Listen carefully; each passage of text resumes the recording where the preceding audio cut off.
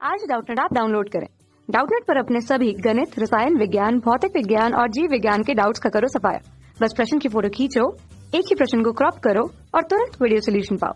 अभी डाउनलोड करें। देखिए बच्चों, सवाल में दिया गया है n1 अपवर्तनांक के सघन माध्यम से n2 अपवर्तनांक के विरल माध्यम में गतिमान एक प्रकाश किरण के लिए सिद्ध कीजिए कि n2 बटे n1 बराबर साइन IC होता है, जहां पर IC माध्यम के लिए क्रांतिक आपतन कोण है। और दूसरे में हमें निकालना है बी में कि एक आरेख की सहायता से स्पष्ट कीजिए कि किसी प्रकार उपरोक्त सिद्धांत का उपयोग प्रकाशिक तंतुओं का प्रयोग करते हुए दृश्य संकेतों के प्रसारण के लिए किया जाता है।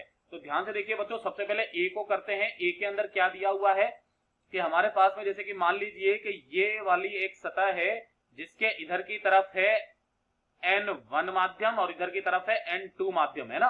और ये कैसा है बेटा, सघन है, और ये कैसा है बेटा, विरल है। यही तो हमें दिया गया है। अब ध्यान से देखिए कि जब कोई एक प्रकाश की किरण इस तरीके से आपतित होती है ना, तो वो क्या होती है, वो अपनी मुख्य दिशा से विचलित होकर के और थोड़ा सा अभिलंब से, ये जो अभिलंब है इससे दूर हट जाती है। इस जगह पर ये R होगा और ये I होगा। लेकिन अगर जैसे जैसे हम लोग I को बढ़ाते चले जाएंगे, ध्यान से देखिए मैं नीले कलर से बताता हूं, तो एक स्थिति ऐसी आएगी, ये ऐसे करके जब ये इस पर गिरती है ऐसे, है ना, तो ये वाली किरण इधर के माध्यम में ना जाकर के इस सतह पर ही रह जाती है।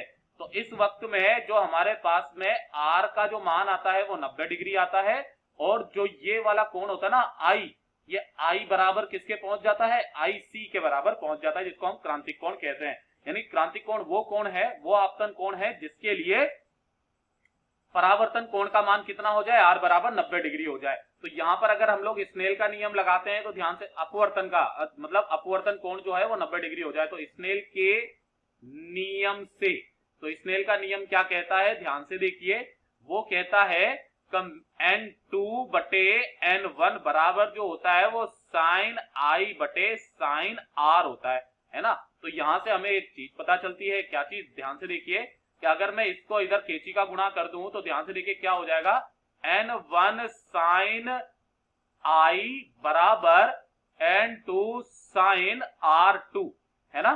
तो n1 कितना है, इसको हम मान लेते, ये तो n1 तो इसका है ना। तो यहां से अगर मैं किसकी कंडीशन रखूं, क्रांतिक कोण की, तो ध्यान से देखिए इसको मैं लिख देता हूं साइन IC बराबर n1 इधर चला जाएगा, यानी कि n2 बटे n1 हो जाएगा, और इंटू साइन, जब IC का कोण आ जाता है तो R1 कितना हो जाएगा, ये R1 है, R1 कितना हो जाएगा 90 डिग्री, और साइन 90 का मान कितना होता है बेटा, 1 होता है। तो यहां से हमें पता चलता है कि साइन IC बराबर जो होगा वो n2 बटे n1 होगा, यानी कि IC बराबर जो हो जाएगा वो हो जाएगा साइन इनवर्स n2 बटे n1। तो ये वाला हमारे पहले वाले का जवाब हो गया, है ना, ये वाले का जवाब हो गया, है ना। इस तरीके से लिखते हैं। अच्छा, दूसरे वाले के लिए लिखते हैं, तो ध्यान से देखिए जो हमारा प्रकाशिक जो तंतु होता है ना, प्रकाशिक तंतु, तो प्रकाशिक तंतु का मैं एक बार चित्र बता देता हूं आपको। प्रकाशिक तंतु जो होता है वो हमारे दृश्य संकेतों को एक दूसरे से, एक जगह से दूसरी जगह पर भेजने के काम में आता है। वो कुछ इस तरीके से होता है, एक छोटा सा चित्र बनाता हूं मैं इसका, ये कुछ इस तरीके से, है ना। इसके अंदर यहाँ पर क्लेडिंग एक परत चढ़ी हुई रहती है अंदर की तरफ में, कुछ इस तरीके से, है ना, ये वाली, ये कुछ इस तरीके से।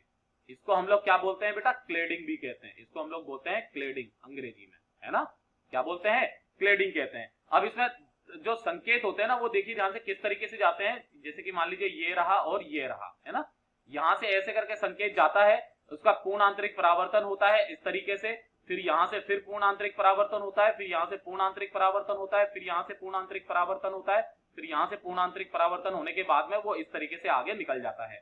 यानी कि वो इसमें से यहाँ पर बिना किसी तीव्रता के क्षय के या तीव्रता में कमी के वो एक जगह से दूसरी जगह पर पहुंच जाता है। यहाँ पर जो n है वो क्या है बेटा, अपवर्तनांक है ना। ध्यान से देखिए मैं यहाँ पर बता देता हूं कि ये वाला जो होता है ना, यहाँ पर ये तो होता है सघन माध्यम, है ना, ये कैसा होता है, सघन माध्यम। और जो इसके ऊपर ये जो क्लेडिंग लगी हुई रहती है ना, ये कैसा होता है, विरल माध्यम के, विरल माध्यम। यानी कि जितने भी इसमें ऐसी व्यवस्था करी जाती है कि जितने भी ये जो संकेत जाते हैं ये हमेशा सघन माध्यम से विरल माध्यम की तरफ में जाते हैं। और ये वाला जो कोण होता है ना, ये I, तो ये जो I होता है ना ये बड़ा होता है क्रांतिक कोण से, तो ये वापस इसी वाले माध्यम में इधर आ जाते हैं और ये हर बार इसी वाले कोण से टकराते हैं, तो ये बाहर नहीं निकलते, बिना किसी तीव्रता क्षय के, यहां पे मैं लिख देता हूं, बिना किसी तीव्रता में कमी के ये संकेत दूसरी जगह या दूरी तक पहुंचाए जा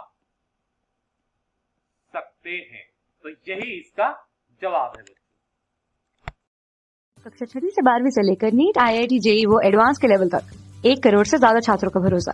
आज ही डाउनलोड करें डाउटनेट ऐप या व्हाट्सएप करें अपने सारे डाउट्स 8400 400 400 पर।